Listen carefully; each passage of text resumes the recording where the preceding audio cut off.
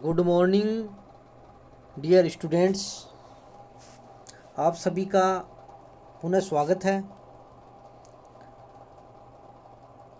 आज हम हमारे प्राचीन महाकाव्य रामायण एवं उसका महत्व है उसकी चर्चा करेंगे। भारतीय संस्कृति और जीवन मूल्यों को व्यक्त करने वाला सर्वाधिक महत्वपूर्ण महाकाव्य रामायण माना जाता है। महर्षि वाल्मीकि रामायण के रचयिता माने जाते हैं। रामायण महर्षि वाल्मीकि का लिखा हुआ सबसे पहला महाकाव्य है, जिसका मुख्य लक्ष्य एक आदर्श चरित्र और समाज के चित्रण के साथ साथ कर्मयोग और भक्ति ज्ञान का प्रतिपादन करना था। और रामायण को आर्य संस्कृति का प्रतिनिधि महाकाव्य माना जाता है। तो रामायण की रचना महर्षि वाल्मीकि ने की थी, इसकी आपको जानकारी है। अब हम महर्षि वाल्मीकि के जीवन परिचय के बारे में चर्चा करते हैं। महाभारत एवं पुराणों में वाल्मीकि को भृगु वंश में उत्पन्न कहा गया है। महाभारत के रामोपाख्यान का रचयिता भी भार्गव बताया गया है। और एक अन्य आख्यान के अनुसार वाल्मीकि जन्म से ब्राह्मण थे, किंतु निरंतर किरातों के साथ रहने से वे चोरी डकैती में लग गए थे, जिससे इनका ब्राह्मणत्व नष्ट हो गया था। और एक बार इन्होंने 7 मुनियों को देखा, जिन्हें लूट लेने के उद्देश्य से उन्हें रोक लिया।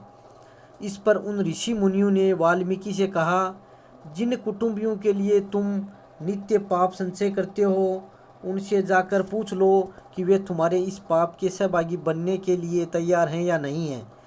वाल्मीकि द्वारा कुटुंबियों को पूछने पर उन्होंने उत्तर दिया, तुम्हारा पाप तुम संभाल लो, हम तो केवल धन को ही भोगने वाले हैं। ये सुनकर वाल्मीकि को वैराग्य उत्पन्न हो गया तथा उन ऋषि मुनियों की सलाह के अनुसार निरंतर मरा शब्द यानी राम शब्द का उल्टा रूप शब्द का जप करना प्रारंभ किया। कई वर्षों के पश्चात उनके शरीर पर वाल्मीकि बन गया और ऋषियों ने उन्हें वाल्मीकि से बाहर निकलने का आदेश दिया और कहा कि वाल्मीकि में तपस्या करने के कारण तुम्हारा दूसरा जन्म हुआ है, अतः आज तुम वाल्मीकि नाम से विख्यात होंगे। तो इस प्रकार उनके जीवन के बारे में ये आख्यान है। अब कहते हैं कि राम कथा की रचना करने की प्रेरणा वाल्मीकि को कैसे प्राप्त हुई।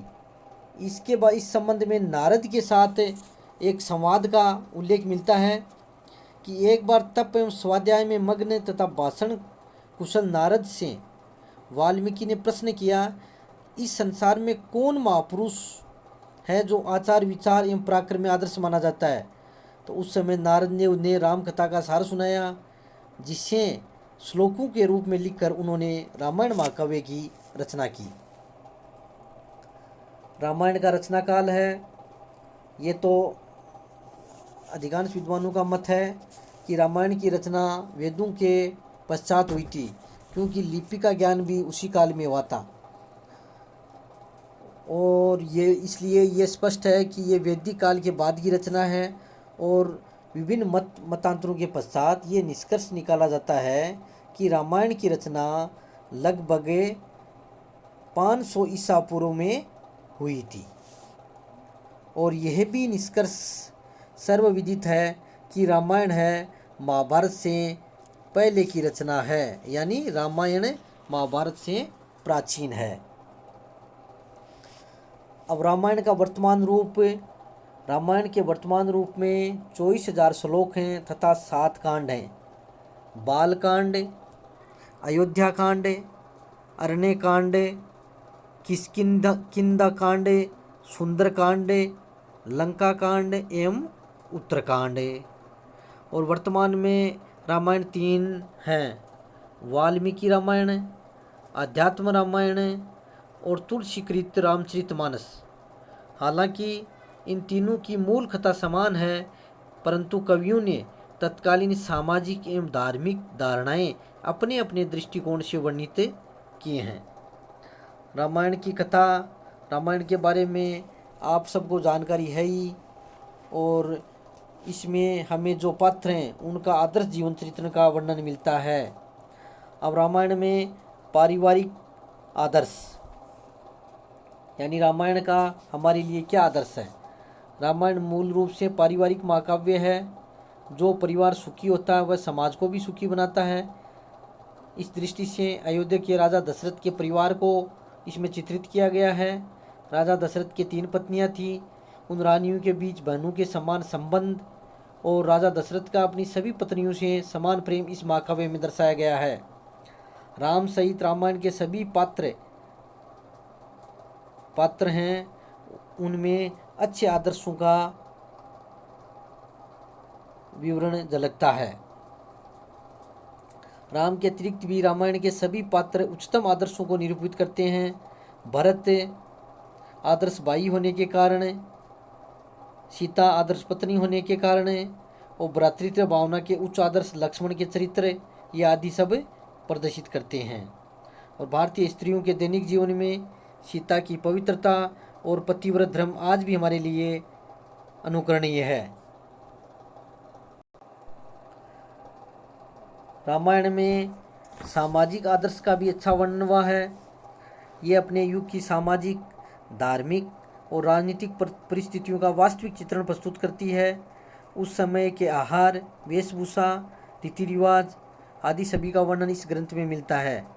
उस युग की शासन व्यवस्था, कला कौशल और शिक्षा प्रणाली के बारे में भी हमें जानकारी प्राप्त होती है। उस समय राजा कैसा होना चाहिए, वह कैसे शासन करे तथा प्रजा के प्रति उसका क्या कर्तव्य हो, इन सब का विस्तृत विवरण हमें रामायण में मिलता है।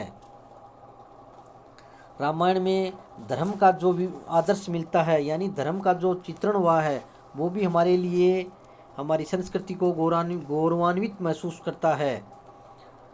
रामायण के अनुसार चरित्र ही धर्म है और इस कारण चरित्रवान राम धर्म के मूर्त रूप हैं। दूसरों के प्रति अपने दायित्व का निर्वाह करना, सहयोग करना, लोक जीवन की मर्यादा की रक्षा करना और सामाजिक व्यवस्था को बनाए रखना, ये आदि इसमें आचार विचार हमें मिलते हैं। रामायण में अनेक ऋषि मुनियों के आश्रमों का वर्णन है, जो कि हमारे लिए धर्म के ही प्रतिरूप हैं। उन आश्रमों में उस समय जो शिक्षा की व्यवस्था की जाती थी, सदाचार के नियम सिखाए जाते थे, आचार विचार के जो नियम सिखाए जाते थे, वो हमारे लिए आज भी अनुकरणीय है। धर्म का जो रूप रामायण में प्रस्तुत किया गया है, उससे मानव जाति आज भी प्रेरणा ले रही है और उसी धर्मपरक मार्ग का अनुसरण उच्चतम आदर्श माना जाता है।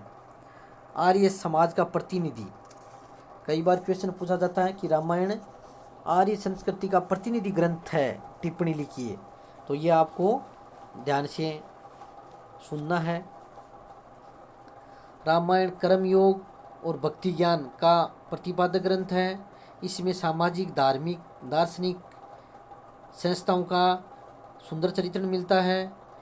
इस ग्रंथ में 2 भिन्न संस्कृतियों, आर्यों और अनार्यों के बीच जो लड़ाई का सजीव वर्णन है किया गया है। आर्य संस्कृति के प्रतिनिधि के रूप में राम को तथा अनार्य संस्कृति के प्रतिनिधि के रूप में रावण को प्रस्तुत किया गया है। ये दोनों ही संस्कृतियाँ अलग अलग प्रकार के जीवन मूल्यों को प्रकट करती हैं।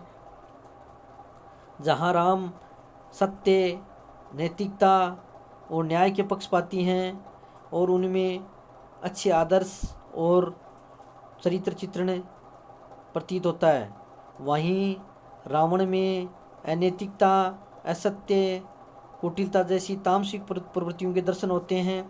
और इन दोनों संस्कृतियों के संघर्ष में सत्य की असत्य पर और न्याय की अन्याय पर विजय होती है। ये हमारे लिए महत्वपूर्ण है।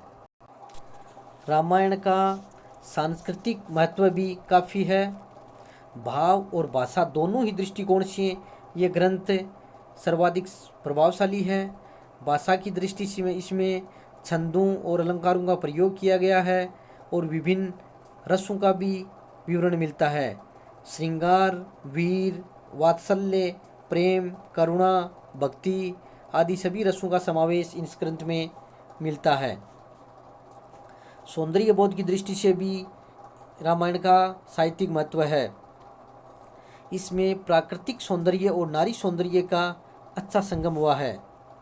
प्राकृतिक सौंदर्य और नारी सौंदर्य के साथ इस महाकाव्य में मानव की मनोवृत्तियों का भी स्वाभाविक चित्रण हुआ है। और रामायण एक महाकाव्य ही नहीं है, बल्कि ये ऐतिहासिक दृष्टि से भी महत्वपूर्ण है। ऐसी ऐतिहासिक दृष्टि से राम की दक्षिण यात्रा, आर्यों द्वारा दक्षिण विजय का प्रथम वर्णन है। दक्षिण भारत के प्राचीनतम शिलालेखों में उत्तरी भारत के इक्ष्वाकु वंशीय राजा राम का भी उल्लेख हुआ है। इस प्रकार से रामायण हमारे भारतीय समाज, संस्कृति, सभ्यता सभी के लिए अनुकरणीय है और इसका हमारे जीवन में भी महत्वपूर्ण स्थान है। प्यारे विद्यार्थियों, इस टॉपिक से एग्जाम्स में कई क्वेश्चन पूछे जा सकते हैं। जैसे रामायण महाकाव्य आर्य संस्कृति का प्रतिनिधि ग्रंथ है, इस कथन की विस्तृत व्याख्या कीजिए। महर्षि वाल्मीकि कृत रामायण का सांस्कृतिक एवं साहित्यिक महत्व बताइए। तो इस प्रकार के क्वेश्चन एग्जाम्स में पूछे जा सकते हैं। महर्षि वाल्मीकि का संक्षिप्त परिचय बताते हुए रामायण का रचनाकाल निर्धारित कीजिए। तो आपको इस वीडियो को सुनने के बाद में इसके जो PDF नोट्स आपको भेजे जा रहे हैं उनका भी अध्ययन करना है, और वीडियो को सुनने के बाद में इसको लाइक एवं सब्सक्राइब भी किया करो। इसी के साथ साथ बहुत बहुत धन्यवाद।